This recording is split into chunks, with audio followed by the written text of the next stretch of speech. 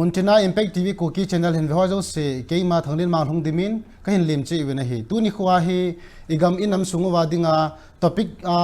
sathat nai ke holim jing ke ho wa ke holim ne nei du hi in hi chi chu hi te ngai la hin poppy cultivation in Kuki hills ti hi headline ading ang ki koin hi cha hi yung ke holim diu hi in tu lai ta hin I chen khom pi ho naga ho hin hlang pin a bol povin mai le ho hin ti la pum bol lo ki no chu hi in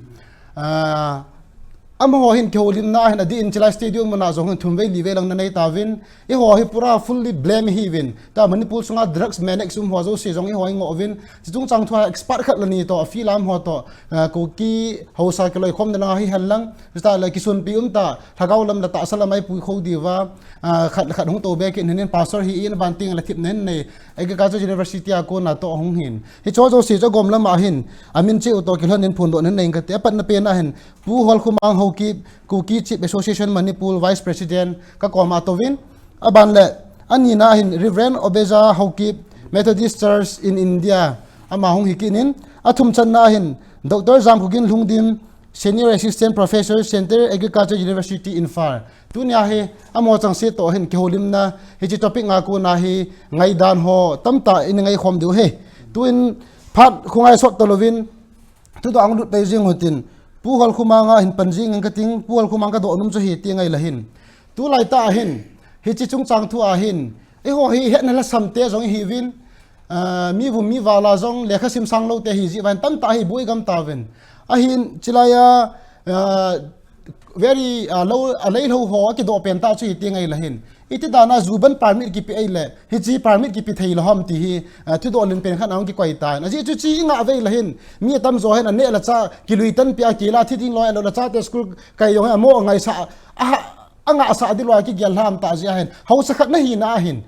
nangin zong chi association khan vice president khat na hi na hin ichen ge pan la ta ban permit dal na he ti mi pi te on het nom de ka ta sanin jung chang tha don ban han pi ding in pu HOLKHOMANG HAOKIP permit dal lang pa he pan mun na la kha ta wam Kuki Chief Association ho hin ai lovai le zun ban permit amu the la hin he che pa hi don lawan na koi ham ai lo le e pi mo mo te na su mo mi pi te ho hin he chi permit do hi dal thei lom ta pan mun la thei ding hi mi hol ji ba chun khu cha ga khat ho sa khat ni angai lut na ngai ve le I da bang lunggel na nei wam ti hi no ha ku na kam chang ho ka ngai num ve ke pa me chi tu nya ki hon riu poppy cultivation to kani to ki saya ki holim na hi a hoi le zengin to ai se no mu choi le thu do choi he le hi chi hi I think pena say na chu legalize bol the lo ham na ai le permit la the a bol the lam ti pa chu a hi de pe ne hi chu hi le a hi nai state dang dang hin mun ni mun thuma yong hin o India sung hin hi ta bong hi permit hi ki pi lo hi poi a ki pi thejin a bolin jong le ke het na chun cho la chun orisa jong hi state khat in ka hen ai le hi cho chu amon a bol over hin mi ho chun mi gan thei a hello le thing thang mi ho chun a bolvin agam nei ho chun ale to Manipur la hi ebola hi chi hi bang selom lama hi kedo da le tam ki hi aji pen ta choi le bol legalize boarding pa chu government apu ho chun pro ti chu hilanga chu thanup na nei wa a hello le lung hlein an nei wa a hello le a phasum denga a gyal kha wal wang chun if pro to the poppy cultivation kina katia na a hi la chun a bol ma hi poi a hin la in e ho Manipur context awang chu chu tu le tu dim na wang chu a pro mala la chu a to son langa hit lovin and deadly against na deadly against nam ta in jiong la hi chi adi a chu thing hang mi te a dinga hi chi hi chalo na thai loading mo mo nga din mun za nam khat ni gam alo yang chu in ho le agam cha ya hi na agama chai a chu agama setan thing ke thin gama thi in le se thi e ham pa thi ai to ja chu hi chi lam panga chu I chen khom pi phai to la mai le ho ti yen ka tin na amo hin chi hi a chum langa hi an va no wa na va chuma an va no wa hi chi hi agama su sevin thing ke yo se thi in la lung se povin hi ja chu gam hi I hu diu a hi ti langa hi a chuma amo ho paun ke sen ulta ti ta bangai an bolwa igamu hi cho ta bang ho hi chi hi do da na an le ne wa he chwa cha mo lo hi hi chi poppy plantation ball hi i khamuwa hi chi hi amho lo hi achu ma hung le lut kiwa na on na te na ti da bang chu ma hung le lut kiwa hi chi i ho lo hi lam pi hi a le kha kiwa wa me hi chi hi i ball hi lo wa le hum pi han ke ta to de ma mai tai tai na ai ti a chu tu le tu din mana chu permit dal mala la chu hi chi chu thelo he tan i ball tu mo wa jong le permit dal lam pang chu hi lovin gang ta hi chi hi anga ding lang ham ai ro le mi lo si hi convince a phata ball ai chi hi ball lo zo a adang danga masanga i ball ngai ho thil dang dang ho chu ball la hung kharing en kamui na nya chu permit ho chu le association jong ve na vin ai wa mo chu na sa tai ho bon al ho lo ho ni banga hi pham a phachum ti chu a dei lo ya me awa al ho ho chu na dei wa a ball no mu wa a ball zo lo ti nai ta na chi you pham de government chu very much against na a hi ji wo chu ya chu pro hi lo ti nai chu ya chu ball jong hi thei lo dal jong hi thei lo hi ti hi ka sei no me ne ya chu i ho Manipur context awang chu hi thei mo lo hi na dal ding pa chu kun gyalong la hi thei pon dal jong KCA ta Kuki social Manipur da Kuki pi da ai lo civil society dang dang ta dal ding wang su lam pi yong koi manager khapon jong le adal agyalam ta jong le farmer association na agyal jong le tu chan gya chu lo jong lo thei pon tin hi thei pon de chu ka sei no me ne ki pau me ki chi chanin in don butawin hi la he thim ta dong ka ta sanin amanan sei be ki khat chu thu gol khat na ha bank ka ting hilang government hin kam muda na ma holim na ko na za na chung chon wa chon hi chi hi permit mu di hi ama kho nang kingam hi na man support apia hi la chon hi thei di hin government totally against hi pha na chon hi chawang chu hi thei pon te ti ja chu mi pi te ho in he thim ta du dong ka ta sanin da khat benu jom de to ai abong khan sei yin ipidanga chu se mai ju na andro ju ho chu na legalize ki bol ham na alil permit ke pi ham ti ben na hi chu hi lai ta chu hi and the government chu pro le against na ti a hin hi ja chu ju chu mi o si jong ju ngol tho tho na i pham anga ka na chu mi ngol tho tho he le ju chu i bola chu ke te sam de le ami na pu ti nai jeng na governing body chun government governing body chun na koi ham aminong se daw ten am ho chun pha sa ji wa chu abo pi je ngo hin he ja chu i hon pi se de no chu ki sei thei chum lo hi chu na ai chu than nei vai ho mo in a de sa dan nan wa chu abo lo chu tu le pa ji chu phat nai tai chu ni chun long hi ta chu a chu ma na sa ta na se lom lom ma gel lo wa abo lo hi ni ki chu lau tin khat pa chu le ka ni chu le ni ta chu se mo nga gel le ba chu abo lo ni ki mo thei lo ri approach long chu kha yin he pa na liam ke te ka sei no he ki pau me ki chi ma ding ka ta sanin abana hin thudo hung chal pe ki ning ka ting tua ilawa lagaw lam hen lang ta salam hi jong le itil kho dinga i nei pen hi ho hi ho bunga ki vai pu te hi win char sa hin tha nei ma jing khan hi to khran a hin ho na cha kha hi na hin pu obeya ka do num chu hi te ngai la hin iti da na hi tu lai tai ho lai chi ahung pi su ai ta in chi ka ni kanza alo la popi alo la da number 4 lang ho tam ta in phatavin stage hi tu nyan cha phat ase rong ka ti po in a hin tu dai popi thua ki hulum to kan a hin hi cha mu the pen ki ka tar chele pasar ho hin hi chi mu chi tu a tu de na ti ji vai chang ge ni ge he ti yong he a gom la ma hin ka het dang khat ka sai do to kan an mang thu do ka nei no min hi chi nei pilung gyal ngai to ne yam alo pasar ho hin hi chi chung chang to hai to ai hom ba na hi ipi tabang pan ki la be na tiwam mi pi ho hi ki support na tiam ai logol men ki support na tiam na lungya khanin sai pi lo ki pa men te pathin thangwan han lang hi chi thu do ho don bu the ding le longgel to the ding a pathin pha chum cha cha pi hi ka ki pa in hi chi ko na ka chan ja lin jong pathin thangwa da thoin impact tv te chunga avela ki pa thu ka phong ne he hi chi poppy plantation issue hi ka gelin ka ven a hi le inam sung wa hin thil chu pathin phat thei bo che chang win e ho chang se hi po win le se changa pathin ho wa hi jong le ho te hi pathin e lung se ji o chung special ta in phat the e bo win a hi le gamu jong aphan thil mu chi chu wa yong aphan ye chun hi chi gam le se hi ilo na wa hin thil tu thei ho yong i tu win zo thei yong i zo win ting le tu hi che le sit chung nga I chen song wa hin sot pi ta pi le sit chung ilen di hile chu thu chom a hi in chu chu hilo de hin I cha te tu te hin khoding gel ding chu tu nia mi nu mi pa hi hi win ting le mi nu mi pa le khosung ho la awai hom thu nei ho thing noi ham alol of overground ham hitabanga lam kai thu nei ho hin na mi teo dinga thil pha na gel diu na gon diu chu kula hin ye chun tu ni chan ge hin pha na wen tu ni topic issue a hin popi giti hi kani giti hi ane ho dinga jong khatwe ane pana ko na ahin khulunga ane ding chu angai cha na hi chi ta sa hin ne ane pen ho ane ho chun bulme ne jong le hen hi chi chu amlo le hing thei lo hitan pathin hin na ai pi hi hui zan I mut teng la hui dam se la zan khowa a hui ya hin hin azing teng la jing an inewa sun an ne zan an ne hin khoi man na wa hin popi kiti hello ka ni kiti hi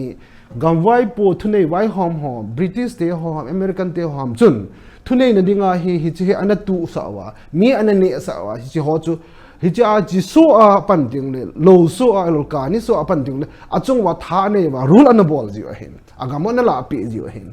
ye chun tu ni hin iwang aphan barmalanga cheng loi win leiset pompi hen Kuki te hi Kuki chen mi zo ta ki the thang win a hi le hi chi Manipur issue a hin tu hin hot burning issue khat hi ji chun as a pastor hen ka ven hi le pathin in pathe e bo naw thil ho chung a hin seding tam ta chome ai wang in lam kai vai hom thuni de hi mi pin ki hlenga hin mi pin I bor khat chi ki pia MLA ki son da MLA ho chen minister asim wa minister ho chu chief minister asim chief minister ho chu pathin atun thachana tong dinga hen do ho he ye chu sapte pawin government democracy leadership ho lam kai ho hi is for the government is by the people and for the people he tunia e ho dinga lam kai dinga hen do ho hin thil pha khat e bol pi nom hi ti chu akimu in aje chu e hon hi chi poppy cultivation pa hi advantage imuna pau hi advantage lang sang in ta asign in nevin khang tha ho chanu ho chapa ho tampi hi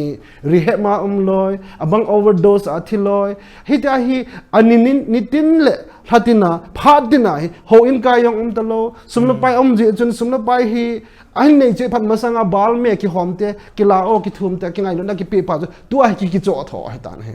ye chu sum nei phan koi ma ngai cha ta pon ho in kai no ma kem pathian thoi la sam ta win ka vet le pathian phat the e bo na pau hi tu a wai hom thu nei hon ye chi implement a bol go no agam gama poppy cultivation stop bolding atiwa means and apply wa abang forestation forest adinga hen gon do wa EPP plantation a bol go pau hi far reaching ka ve in ka gelin a hile pathenin hin kho ap o chom cha hin diu songa hin leiset pompi ne yutin ami hem kha chun nei lego wa noi leiset pompi ne yong la a hin na achan le ep pan na am daham Matthew mark songa kset mark bong som lugup songa jang som lugup ma sei na bang ye chun leiset na hin hausat na tampi ne yong le hen na chanu na chapa ichapa e ho yong in to kha e ho anu apa te chang chu phat khat le chom khat ka lo wa che mang diu hai ta in I cha te ho chu lo le ai lo la ka ni le I bol ji wa chu ka ni ho chu drug ha heroin a hin bol da wa ai ne wa addiction hong hi ting le hi chi addiction chun addiction ki ti hi pathina ko na he pon pathin chun kham be ma e ho hi e hlat do wa atisana yong hlat yong cho do sa hi tan a hi le tu nia cho do sa hlat do sa cha te hin satan song kula yo wa satan ko khu a hla lu nu wa hi chi hi imovet thim pha nu wa hi pathin e ngai lut be se ji wa vai hom thu nei dinga itun ho hin lampi han go na tu ne hi chi stop hi hen hi chi hi ki sumang han ti an go na hen mitam ta ilhau yong sen tin sumna pai mu naw tang de hen a hi wangin sumna pai tam ta mu tin hi dong lan I cha te kham na the alo ma hung thi ale ipi ham kan nin so anu pa ten cha te ding in kho ipi wa thil tam pi sen pe gun pi ho yo se lo ane addiction na drug dinga hin kho man aki chai le ipi pha cho mam ye chun tu nin government in hi movement han bol pa wang hi as a church leader in kalwe in thil di lo ki ti chu pathian adei pon church leader hon aki dei pon ye chun tu ni hin hi stop bol dinga movement pa hi ken yong endorse ka bol no min he chi chu khat part khat ka sei no min second part chu hi cha hin ka ve in government why home thune hi is by the people and for the people he mi pin ki hlenga na hi win lam kai ho ting le tu nia lam kai gam sung why home thune ya pan la ho hin kai dong ho hin alo sum le pai ka pe ho hin mi pi ringa thil pha nei bol pe then di wa chu I gamu wa chu I kin son ri wa popi ham I pham khat in the ball taw le hi chi su mang dai tai ti le hi chi su mang alternative pass I gun di angai ne mi hem khat right in hi ipu ipa te khanga ko na ilo naw gam chu tu nia why home thune ya I hen do ho win nang ho hit na hi ti lo di tai nang police in kamat sa di jela na che di ki ti hi I gam sung na da wa I thune why home I bol pa wang chu alang khadi aphat na denga bol ji chun ki dinai poi si ki sa poi ama bo chu head team na zala imite na amite ho kamite ho kalam kai ke chief minister kahin ke minister kahin ke lam kai kahin hi chalang lang lam kai kamite kalung set lo ai le koi dinga lam kai kahi am ti chu ki gel ngain ting le hi chi alternative pa hi ke ma sai san khat dong amin he ka gelin nam sung hi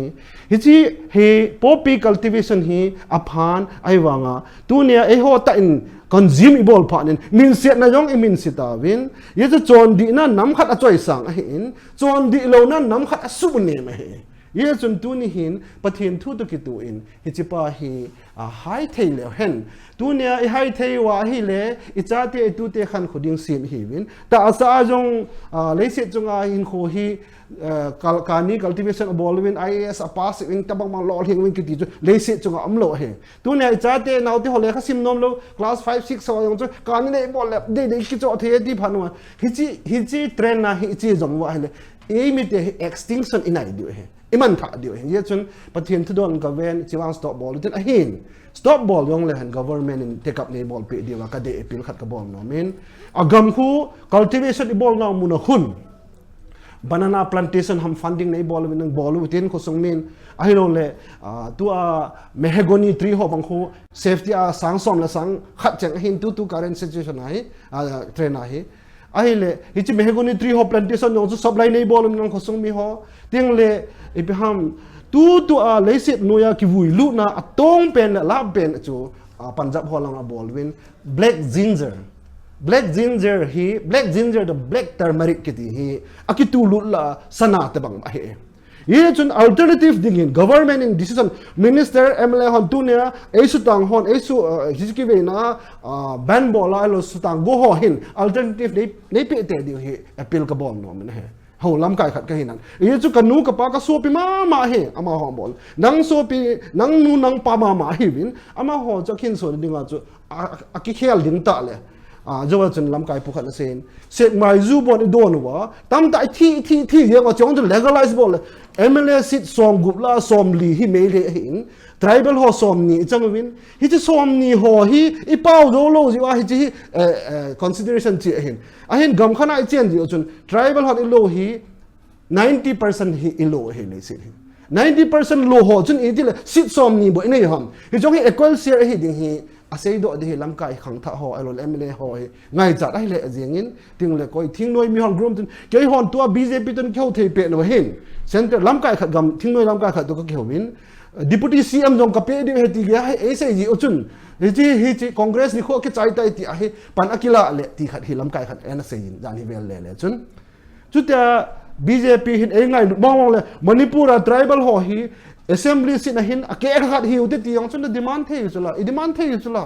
demand la han equal se hi ting e ho se yong chu chin tin e ho dei pa yong chu chin tin tu ni hin alternative dinga pi kim gang ten yong ISD na sei do khat chu pam khat aman plans khat asen ken tu na ka sei wang hi ai theile black ginger to black turmeric hi ting la banana plantation yong bol tin chan piham mahogany tree yong put le han ken kat plant ka try in mahogany hi silong la ko na ka gol pa khat in plantation siling bolin asam khon e pin kangpo pi akaput patem Imphal akaput patem ahoy ne phong cha phong su sang pi da gang ta khang do jing 30 years 35 sunga hi 50 safety phathe he ti ye chun hi cho hi alternative government ngai government can do anything government a day de bol the mi khat da su gen thei the ai chu ai wa le se chunga chom chai sunga cá sấu gen thei thei mà nó chun ken nang cá sấu gen thei yong le cá thi thâu thâu lấy xịt cho không sọt để lâu đấy tu nia lấy xịt cho ai hình có trong trái bị bụi bể nữa hi bắt hiện ghi ngồi tin nu le pa te hon yong hi chi poppy cultivation wang hi stop ball what out long set and stop ball tin alternatives government engai to pe tin engai to pe lo yong la ina thi di po be tu nin yong engai to pe te ni win government pan la hen lang hi le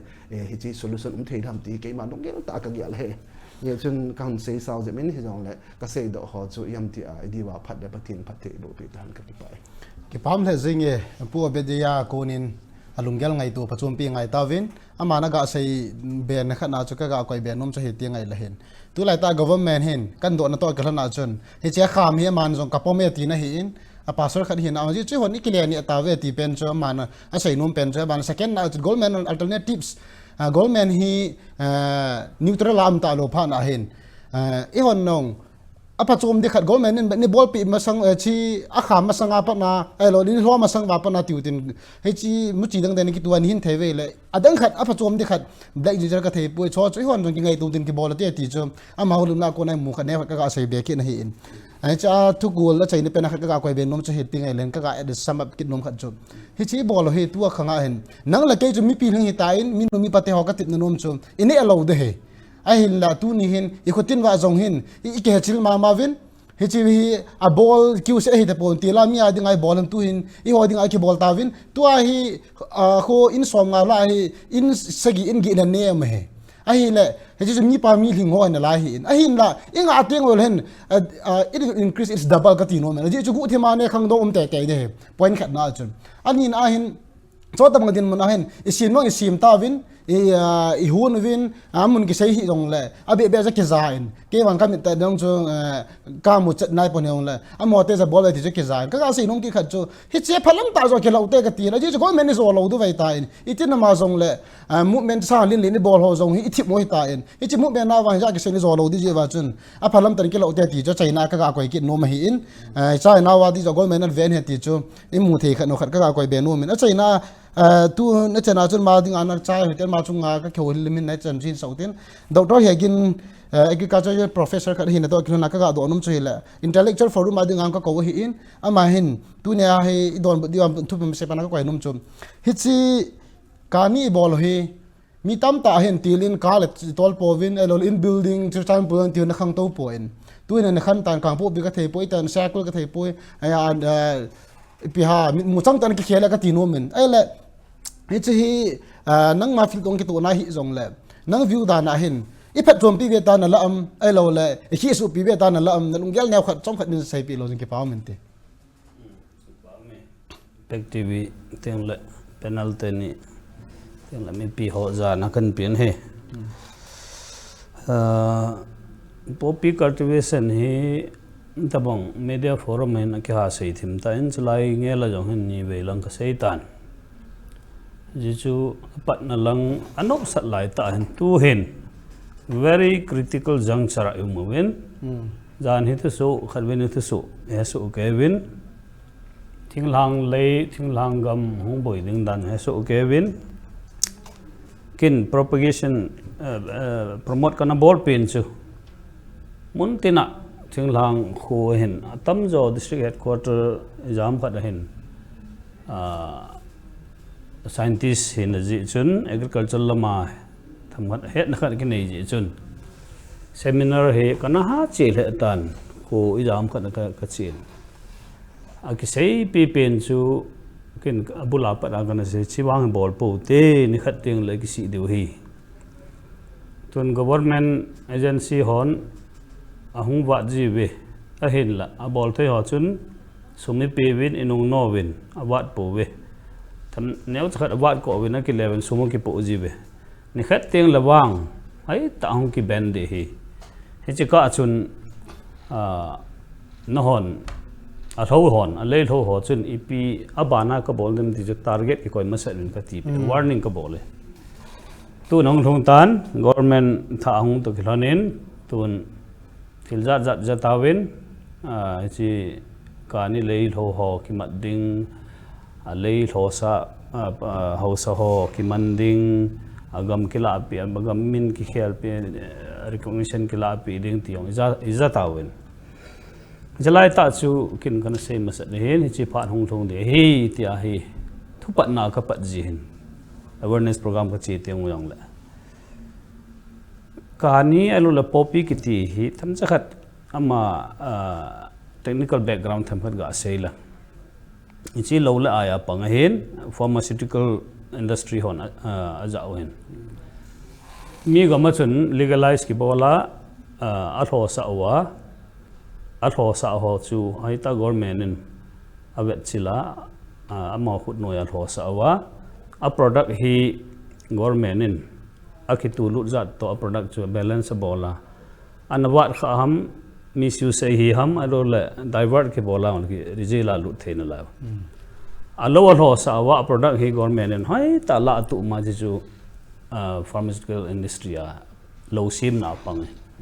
adi the anesthesia to operation ball ting le mi thi mil na sa ho ai lo le even cough syrup ho jong tham chakhat percentage ne ne jaw su ke si low le ai hi bo ni hon direct nga mi su si bol je wa bo kham na thea khila hin na ya chu Afghanistan lang alo le golden triangle lang chun bulk and produce a ball win jawa legalization thamat se na wachun Bhopal la ho Orissa koi pan seitan chela jong hi umlo he poi ka sei banga chu with strict rules and the very strict surveillance a bolwa akhuti lo le pharmacy industry ho in hoya lo sim ta du aje chu popi kani ki ti chu lo pha hin mi hu do na thei thil hin na e ho ni langa ki kabli nai nei thu hin ya chu legal lai sa hi theina phat chano men a hin lai na bol pu win chila ai chun ani ki ma approach ani ki ma bol han lang atil til chun government to ki ho han lang permission kin ki dal ki mumai the ai chu ganja legalize ta chu Manipur a ganja phalna pi wa kani phal lo chu government hi chu hin legalization lang chun expert nong chu ki pon jong le abul chun ani ki bol hele government jo hi san gam na lung lu diso MOU sign ki bol in tin hello al pi ham document ki piton tin na hi ju hon ikal chu wa a chop le ma ri tho wa tai khut le khut jeng ole helang san ki gel phalo hin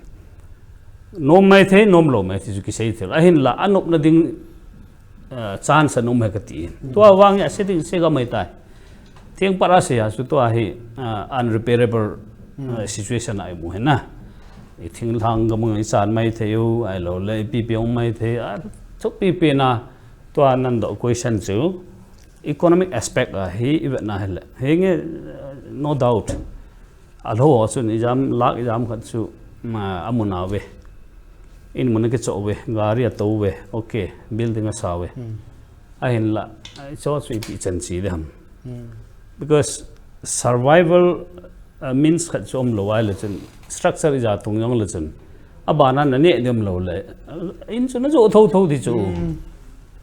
service ball hon building as a ne ding langa salary om chu kho lo chu ka ni le jam khat ke lo wa bulk crore jam la jam khat ong ki puwa kisa ai langa min a le tho ta lo ding hoya chu business ball lai pia chu ni ki ba dam ni chu hin na ya chu economic standard chu okay no doubt a cham kha chu khang nai na a khangi property jam kha lam we mi bang khat media a se ho chu group tampia ki mu in hi holding a popi ka ni le hung ki boy holding a pathin in se lau pi ti loi um chu a hin la economical impact chu tham that neo hat ki mu jong la langa spiritual physical alol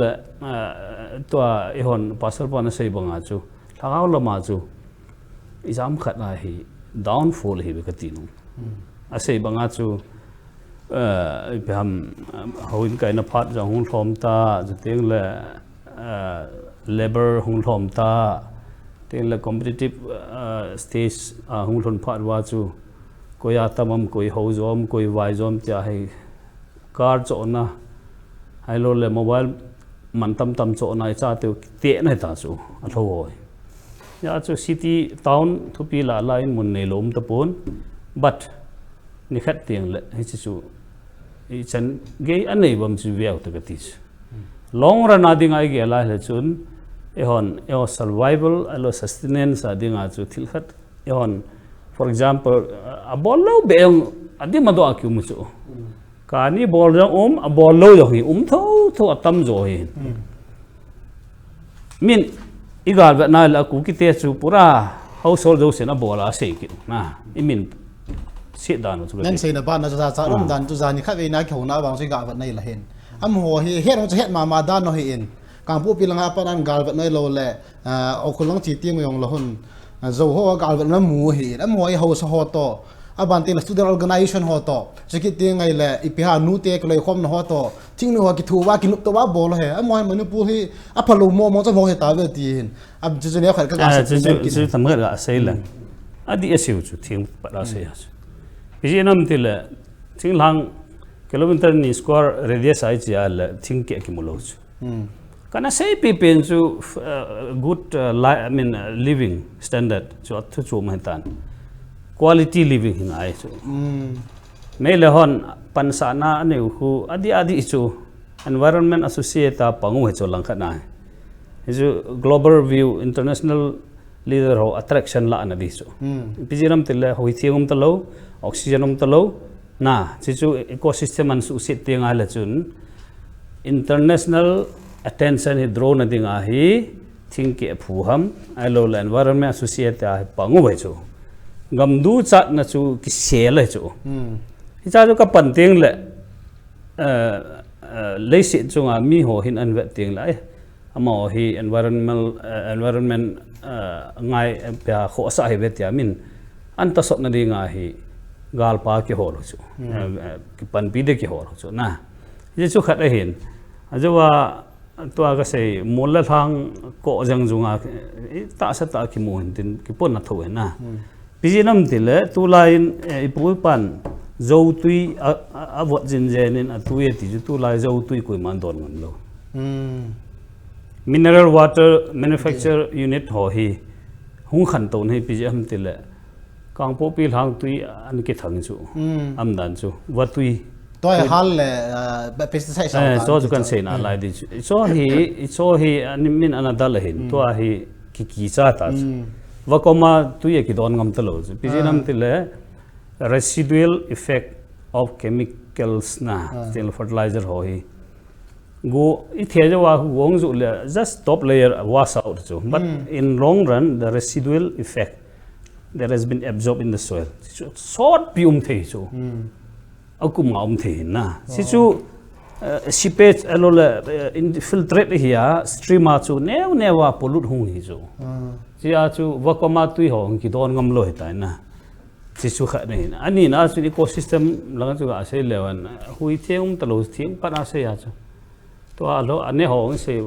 hen ane lo yong chest problem nei asthma nei dim do am tan na so hi negative impact se we hen ki se chi mai tan bol daw te ni ki tila chan nga lew han tu chan ge ya hi chan gam ka na lo mun jong hai ta ki sem du na to a khan to na ding alo le organic farming la che wa sum hol na chu alternative chau me dim se no me kyo poppy ka se no ma je poppy ki ti hi ki hon agriculture university a subject a ka hilu ka subject wa chu tobacco poppy ka ni ho ka student ho ka hilu a bol dan a nai pot dan mai o se kyo in technical know how kala wa student ki syllabus au mai chu ipija mam ti lo jo ka se ta chu la real use chi ja chu government in syllabus a koi chu poppy maintain tobacco maintain na so hi systematically use bola le economic booster hi chu jo ka sei banga chu insecticide ang pang chu teng le pharmaceutical products ang pang mayo sa pan ya chu le kha ang ka hilo na ai wanga chilanga hi ho hin misuse ki bola ai lo lam tai bol thu na chi chu ga sei no me ki pa me na doctor puwa kunin alungia langai dan te hotam ta zawin adi in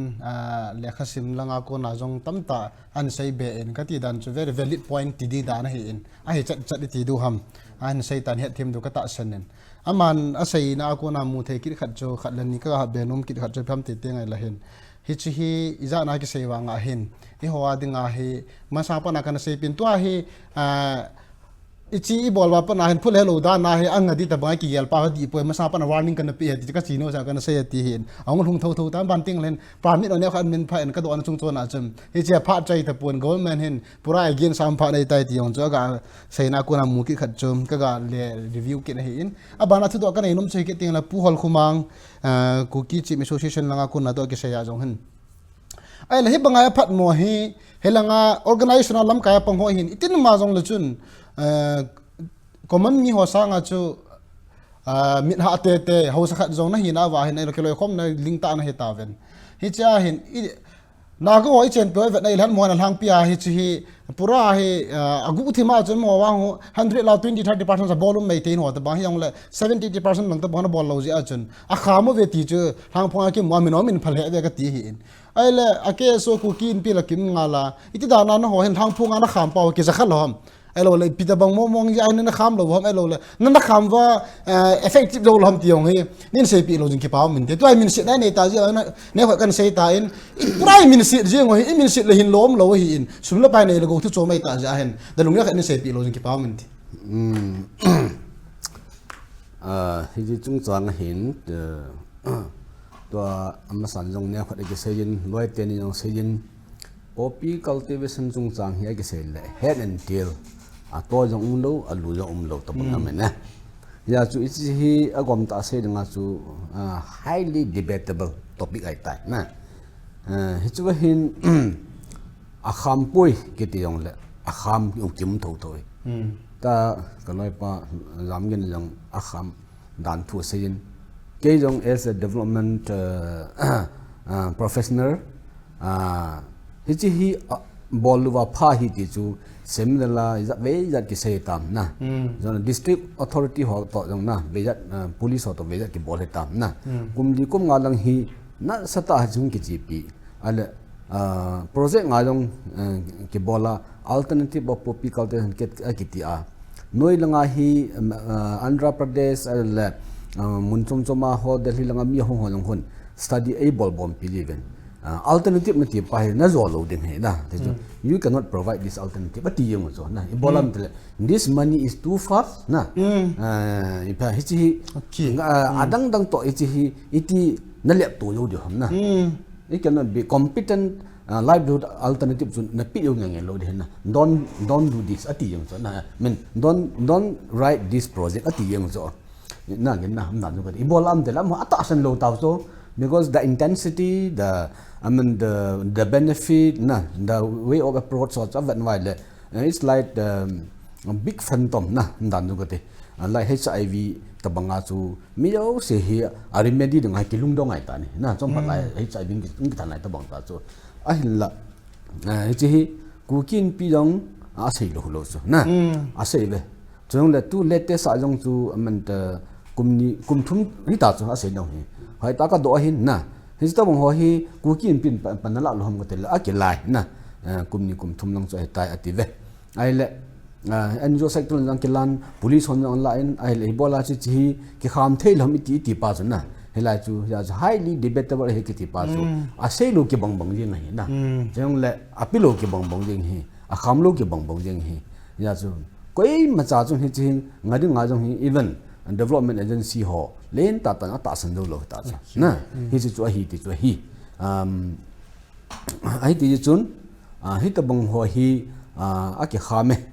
a ki kham noi po even thing noi mi hon a kham do lo mong ta cha na ai la to hi bola hi chi loi pa se banga chu e ho hin min in force in bol te ngole ana na hi ki tho ham hi na e ma le mai ki tho te nga e ma le mai ki ho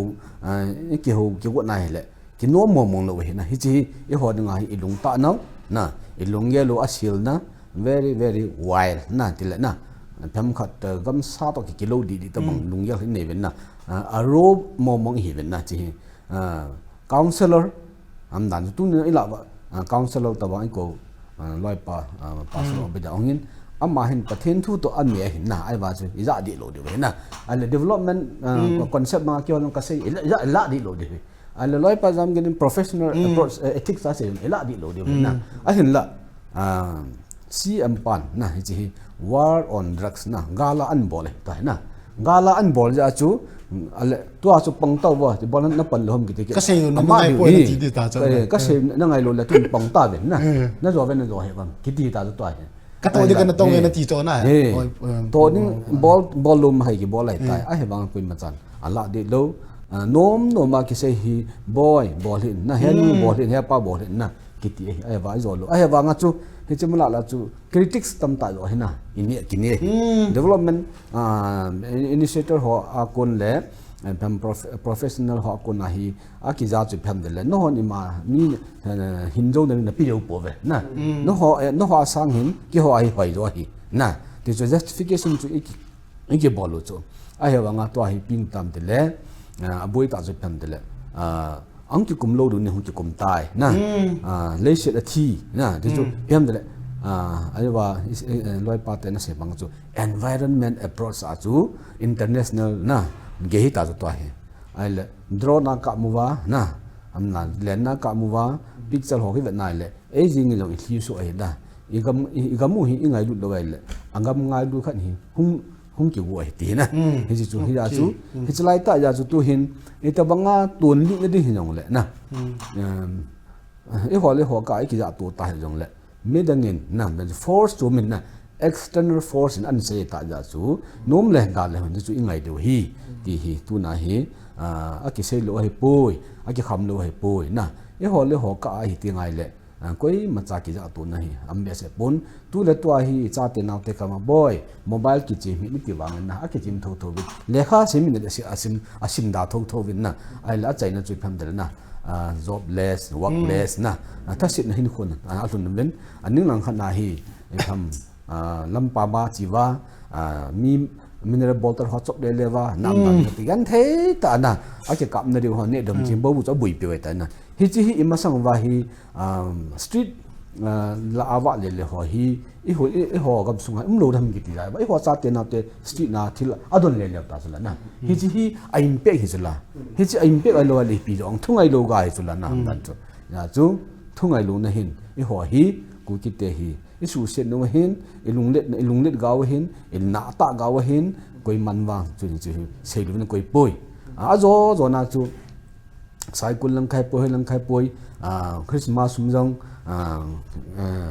kok ta khet kok ta ni ta na a bol ji mo chu na ham na za zo lo na chu ka te lam ka lang ta do na zo hai ta a te ji mo na chu chu le e ho la hi legalize ki bol chu na e ho la hi legalize ki bola even the lam kai te le na basal ho lam chu ka ti num pa na lam kai ho ji gi no chu hen sa khet lo sa ga mo ta na hi che ya chu aning anoi langa mi ho hin che na a he no wa bol lo ding na ta hi a bol jong le to hi a ta pa chu india phan wa hi koi ma pongam ki te lo he to na pongam lo wa ning lang khan a hi ke thiet bel a jam do ki ti choi ho chu yo strategy chu pan ni lo na jam do ki ding na sa jam ti jam circumstances something ni la so pi te ho na tu na hi chi thu hi ka se ba banga chu a pet na jong ampon a chen ni ampoi at apa pen ta choi le azo le in ke do le seidam ka ti sustainable livelihood development ti tabang ale alternative of popi cultivation ti jong hi midang no a se na ban azo jong le itam na se na khat am long le nyaw khat ki se na din he chung chang a chu ka se na ma chu chain ka te ki pa me I ho te mong mong hi abul bula koi ki yong la se ngai lo te ki ve ti chu hau se kele khom na vice president pu HOLKHOMANG in jong ki ti dan sei ta in tu nia hen CDO si cha he tan tu na mi no mi paten on ne kan min pha ta in nang khangai ma cha te lo de hi in na nei na go na lam ho na cha te nei zo dinam ti hon chu tu do ta kha ka koi no min lung thi ma ki koi di wa hen tu no pha num na lai jin min kha ma nga le le ading zo di koi man pon te ti hon chu ji chu pressure group mai nei ho Kuki in pi elo la ke so elo ho se kele khom na ti hon no na nung wa ding lo de hi no ba na se ne ngai lo tu ai mo no se ngai ding jong ka ta san ta po ka ti chu khat ka koi no min to ai pastor pa ka do num chu hi te ngai la hin anh yo no ne khan min pha tai pu hol khomang na holim na mu the ki khat cho tu do la I ho la kin na pen kin ho je pham ti te ngai len hi chi sum hi hop so ma pi the pi lo dam ti hung hi tan hi nge ke wang chu but when it is converted into cash chi chu tin la I don't have na I chu ma ka sai nom pon an pi pa thu thu ka ti no men chi chu chi sang lit che bol ke na khat cho man sai na se a kun na chu ka sai na he pon thu do ko na ka na ke kwai chu ni ti na ke mu kha hi tan ho in sa na ke sana zo ka ni kok da tu men ai lo vai yong la zut te share pa te share ki to ka ni kok ta ti tu win zo no na holim chu ka ga ngai la hin ma chun na ma nga lu la ke pa so ko I mo cho na yo la nga Kuki hosikle khom no ko I mo na ba na chun tu ni tam ta assistant hi chi ki le du na ti it will take more than 10 plus years ka ti no me ka view da na he hai chu hi la hin e bol hang san ta na sei lo ham elo la I pi na ngai tu wa pa so ko jong hin beating round the bush pon na bol wa ti la team ga ho ba nga cho hoi mo la ki chi ta na hoi mo na ti wa pata mi na pui mo ham nó na lungga kha sei pi lo ki pa min te lấy sự trong hiện khổ chăm chạy bùi sống và hệ pastor đi ngả用chu quay mà api ngả lâu biểu gì chọn gì api ama bầu chu ý chứ chọn gì lạ chu ấy hoa lạ chu bắt thiên cố na chẳng bắt thiên anh cốt hòn bị họ chu anh ăn gì à thật là đồng đi ngả bắt thiên hút thao nô hi American Baptist họ có na Reverend Singson ako na cho ama tapon aban bana hunga na hung son khut thieng chu hung ki be son này ye chu khut thieng ki pe pastor him na chu mi chon pha ki pon le se chung ami yo se pathen lo pin long se da chang le la khen ye chun tu ni hin pathen tu se hon yong alang khana ka khosunga house pu alo le paham khocha ka ho mi nu mi pa ho chun kin so ni nga mu chi le se hi pathen phat the bu hin hi cha I tu lu no ol salonga I tu ai ne adiu chu pathen in e thopi hin hi chi tu lu di ho yong chu e ma se la phet na choice a ki tu di do le a hi le kin so ni nga ti a mi kon khat chun pathen in bless e bol na ta sang lo yong ma he a hi le hi chu ho thin so ho hi tu ne pa kai pathen chun so ma khat ke ya he ti chu kani tunia han se so ma khat ke ya heti pa chun so ma khat ipi le adang cha ebe la pi ama thu ki cho tunia kani le abola kon ham I hoilanga ki business abol na kon so ma khat han pi le so ma khat chu athing lo hin ta judgment bola pastor chun hi chun bol thelo de kala thelo de ki thelo he pathina ding amin api chu pathina api hin le thu na hi yong la pastor thu ki ne lo he tu nia hi pastor hon no e ma cha no bol thelo na aji chu ka ge la hi le le se chung hi patin freedom khat e pi hi ni chi freedom chu se la pha het na he se la pha het na pa chu patin e pi hin hi cha chu nangma naon na lang chu ha na he ye chun tu nin ka ni le na bola kok ta na tu ham yong na ho bunga dikon bot hong so kok ta hin to suma sang kok ta an pi yong la pha sa loi to chu kok ta akiti pha na sung thu ka het be a hi le zo hi a low ball ho yong in sung khat don chun aga ka ni ham khai pham pha ga lon ting le yan na het do am pham yan lo dam ti le thom boy chi khale ni ki sel do na cha ti ho chu in song zo ki ti hi abula ko na satan play a hin ye chun pastor hon to na so ma khat ala pa yong chu min a pin a pi a le ke chun a chunga chu right ka ni lo wa ka ge le thagau thu dol hi ye chun le thu na peding chu pathin amin phula yong e ke kin ati a hin ye chun ka ge la tu ni hin pastor ho ka hin la nau chu de ye chu ke ho mi hem ka hi win mi hem khat chu perfect chu hele perfectionist chu pakai yesu chu hin ama za la bo chu tu ne hi a cha ki na ki tonga ama za la he ama kin theng tong ni ngan si ki chang he ye chun ka hin la nau jong omin te hi jong le hi chil hin le na pa chu mi jo sia min tu hin vai hop na thu ne na ki heng do ho MLA minister CM ho hin ami te dinga thil pha ge la ma hoi thil phalo bol ho chunga phula dinga pathin tha chana tong he ti cho rom mi te nga ho ye chu thu ne vai hom ho thu nung ti so Christian ho ke di thu ne vai hom ho thu ai nun di wa he pathin e de sa he ai le tama ho chu phula kai yong na pe jiu ati cho ting lo thil di lo bol ho chunga phula dinga tha chana tong pathin na chana tong he tu ne minister MLA ho zo se pathin in tha chana tong dinga kum nga sunga atun he we mi pin ikil hen wa cho pathin aman cha he ye chun tu ni hin ki ngo tu na ho chu tam pi min hin pass lang ho chu kle justify ball ding yong chu im cha ke chun power ang kan nei pu a hin kan hin le law chu min de ti chu ka admit a hin hi zong le tu a ko na hi if future wa hi hi chi ka ni le ball wa in sa wa cha te ding a ipp mobile sang som thum song di man cho pi pi ball ho se hi tu ne hi i cha te ho hin khu hi ang chama e ho sang a hong thi wa ipp pha chom tham ka ti he cha te ngai lut na za nu te pa te pan na taw te zawa house support se bonga chu e ho ane ho pathin phat te ibo naw le se chu phata utilize bo lo pha nu wa angai lu ding pathin an gon ki re blessings in disguise in lao tin hi chi hi ibol daw long thi di wa ka gel lo he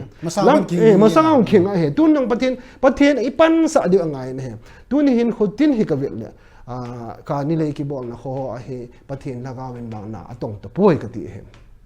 ye chun pathin lagaw pan sat na thei dinga chu tu nya hotin na ho bung mi te nu le pa te ho yong hin to chapang naw sen hung peng ho han no hung peng di ho yong ne tu ne hi e ho na future e sim pe lo wa le ko i ma za ngan se dum pun e ho ni sim thei lo pa no chun pathin e sim pe di an gong alang khana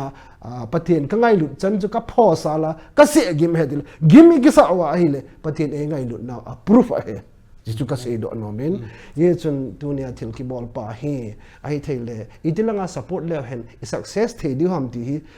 organization lam kai hon yang pan ala ta win ye chi implementation ding hen teng le hausa opo ho hen student ho hen nu te khang tha ho koi ho pastor ho lam kai hon yang hi chi aki support tan he ye chu thagau hin kho hi hu do ma ta sa yong hu do hi ding thagau yong hu do ding ti chu pathin ha cha hi na aki doi pen aki tu pi pen che to ding pen ta che he ye chun ikitho hong wa ta sa hin na dinga dam the na dinga hi thagau hin kho ki san the ninga chu ham na the ya ki sa chawai pang kha chu hobung lam kai ho ki thu wa pathin thu a hong su nga hoi lut diu nga in tun pathin e hoi lut diu en gong en he le ibon cha pa la khom diu yong te inok diu yong ka di sa in he chu te le kum hi hong che chen tin pathin i cha te ho hin kho be e hu do pe le etunya nula pa hi na yong chu aga mentin nula pa hi wa cha te ho hin kho yong mang ding a thagau hin kho aman di wang chu le se pum pi ne yong le thagau hin kho aman le pan na be hai ta in ye chun thagau hu do na ding nang hin long khat kan pan la khom le han ti chu kin yong ka idea khat ka suggestion nong chu he ba na hin pu Dr. JAMKHOGIN ka do be kin nom cha he ti ngai la hin sustainable adinga hin tu CSR ka vet nai la hin iti ka saidam iti na mazong lawang hin abo lo ho wang cho assistant ji ke hetai ni economically hel lang ipi chu yong la chapang la ka simlam pang ka thai pon a lo hoi lai chu ki yong la hen zakhat lai 80% ni bolwa 20% bol lo ta ben ka study da na kam mun 80% na bui ma du hetai ipi penta chu la hen sustain thai ni du wa he ipi ta bang suggestion na pi no mam kana sei sei na tin tu awang kam muda na hen num la daw na kula do du vai tan zo la hosa pu ko man sei banga chun khat be na vet no le mi nga mi som be na phat zombi de don ka ta sanin lungil ta na muna khat ni sei be man ting len ma economic effect song hi tam ta hum tan chi da mes pa he ang repel the na ding a chun lu ge khat ni sei pi lo ki pam chi alternative kit le sustainable means gelding hi zo loi power humang setan thilha sa ta khat he project easy jong le adi da chu central langa project summit jong le amao na seu cha di e mol le hang khu za a tu ding mu chi chu india pum pya ki khomol ki mulo de ti chu Ipijenam tile ama agro climatic condition dung ju ya chu ipi crop farm ipi muchi farm ti chu face kana study bol ngai chu face kana ki bolin tin microclimate situation na ho chun hi chi soil test ki bolin tin ai lo le hui lagu phadan adapt as temperature range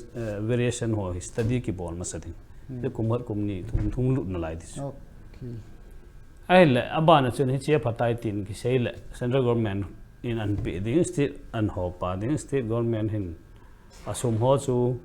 alo le amuchi ho chu itian ho mam tiang chu ke kit talo pijinam ti le subsidy ati ben asai se ben ching la kha cha thung lo he phai sunga hi ki ve da ne khan to na ni pha lo dan chu gati ai chi system chu hong hi tho di ja chu I ja bol jong le thing lang a hitabang alternative arrangement alu na hai ta successful hi ding hi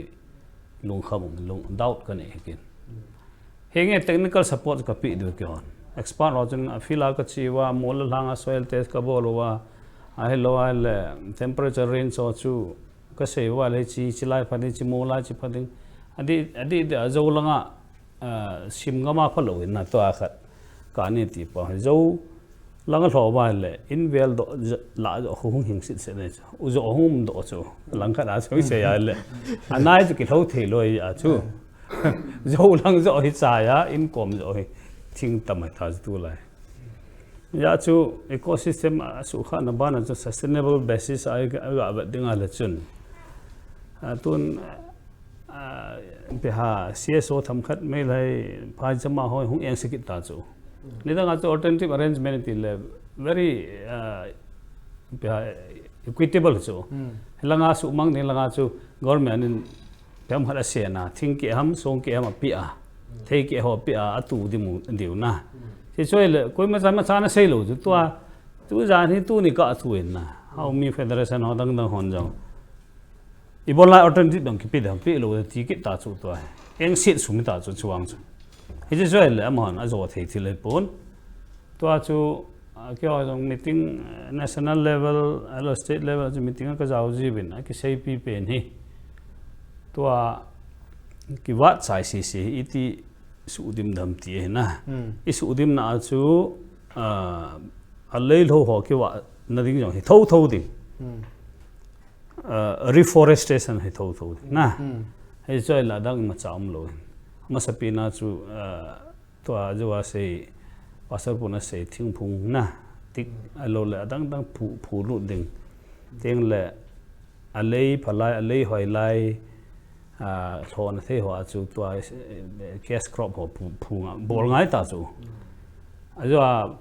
loi bor khoma se khat chu government NGO hon a try lo he pon chi thil dang to kani na tewal kani langa mi on te ti jo kani cho ki nga lo hi lo to ake nga to ka chu isla khat pa ki zakhat be ki se on la don lo du se yong ki se don lo na kin kana sei pen chu thing hang hi pathin in ithilpi pathin thilpi dung zuin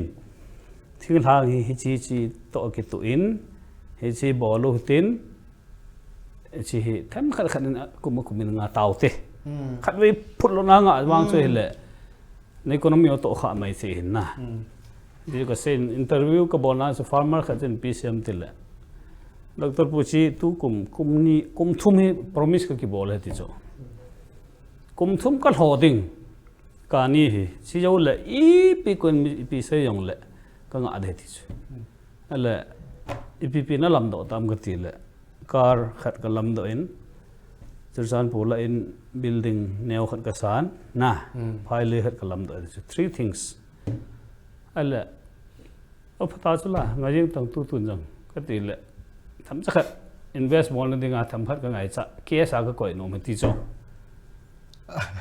a chan net ta long ti le hong kilo khu de ka ti ka sei pi jo ngatan pathin in na pi hi on nang ki lam do thil thum na lam do tai na na hing thei tai phai le nei tai na thi ta pui building neo khat na san a phatai ale gari khat chile na nei tai that's more than enough ngan ka tila man tham cha khat bank a fixed deposit ko in tham khat hol ta ding ti cho a hol go lai ta chi an lap den cho government order hong thung ta cho na hay chi choi bo ben kilo sit wal jong he pa poi ti bible na seyin ti teng la mi he mi na jong chu to alternative arrangement ti pau hi athiang para se ya chu ha di na amul le hang aparin ki se jong le krol lang chu om dan chu thing lang I ka live mong le internet satellite image ai vet jong ki he chu hi chi tu dim ding thing ki so ya kel dam ka ti hoya kel dam na hi se mong lo hi ya chu 100% compensate nei ball with the young chu it's like asking for the moon na hitabang chu chu ai thei lo ding thile chu chi sang chun kin idea hat ka nei chu e bui pan lo na tho an thilo pi chu na ki la thie koi mak ti lo ala kani ang luna hi by who or by crook am hohin a holwa hoi layat suma holwa har holwa hampalo holwa hita he go tim khema tai amu tho tho zo ai rian ki te pila kani lai bol mi khat khun pari lin thumal ho zo am dan family khatun pari khat ma cha sa lo zo ni la thumal ho lo lungoi zo si chu he le chun tu yang chun no hot to most sustainable pa khat thil khat chu expert ho kon kila ma si ta bong na hol ta bong chun bol le lo thing de ti zo kani na bol kon wa gan thei su lo su ma na su wa na mu tho tho chu la na si ta bong chun to viable pin kha jo bol le na lo thing de ka ti ki pam le zeng ye tu ni expert ho teng ko wen din tu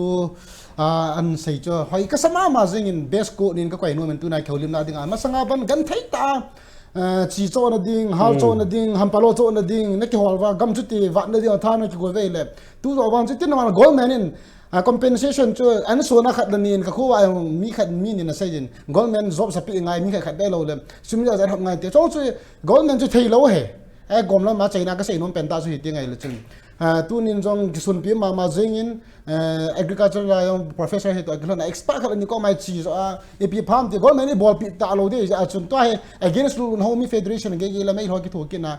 ma hi thil ma cha pi lo de ti jong ja ne gin e sei ngai lo jang ka ti non min zo len ho sa pu non sei ta in ma sanga ka phat ta jun ki bon before 3 years a jun hi la wang jun mai thi ki hin tu in yang se su bang zau ta in che ya chun e ma ki tom la wa I tha din phat ong ngai ti cho chai na pe na sei lu men tin dunia impact tv ko ki channel in ho zo se I chan che wa din tu ni kholim no pathen pathe bu pi tang ka ki pa e